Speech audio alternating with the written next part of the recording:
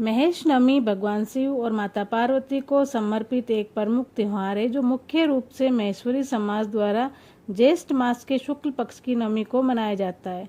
ये व्रत और पूजा विशेष रूप से समाज की उत्पत्ति, व्यापार की शुरुआत और शिव की कृपा प्राप्ति के लिए किया जाता है। महेश नवमी की पौराणिक कथा।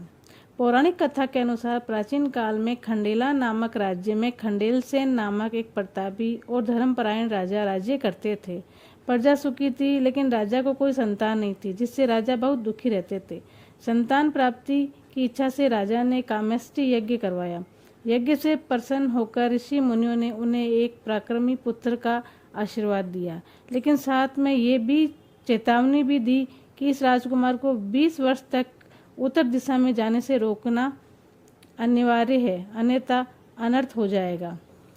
समय आने पर रानी ने एक तेजस्वी पुत्र को जन्म दिया, जिसका नाम सुजान कुंवर रखा गया।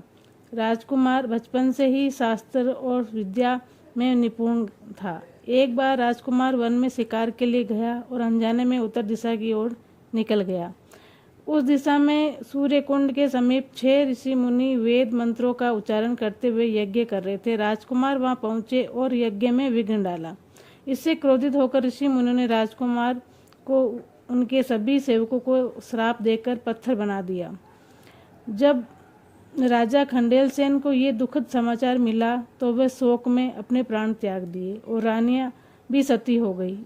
इसके बाद राजकुमार की पत्नी चंद्रवती अपने सेवकों के साथ सूर्य कुंड के पास पहुंची।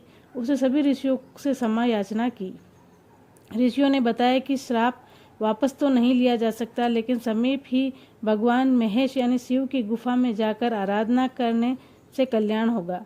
चंद्रवती ने पूरी निष्ठा के साथ भगवान शिव और माता पार्वती की पूजा अर्चना की। उसकी भक्ति से प्रसन्न होकर भगवान शिव और माता पार्वती प्रकट हुए। चंद्रवती की प्रार्थना पर भगवान शिव ने राजकुमार और उसके सेवकों को पुनर्जीवित कर दिया। भगवान शिव ने उस दिन से चंद्रवती से कहा कि आज से इस वंश पर मेरी छाप रहेगी और तुम्हारा वंश महेश्वरी कहलाएगा। शिवजी के आशीर्वाद से ही वे क्षत्रियों ने युद्ध का मार्ग छोड़कर व्यापार को अपना लिया। उसी दिन से स्मृति में हर वर्ष महेश नवमी का त्यौहार मनाया जाता है। बोलिए महेश्वरी भगवान की जय।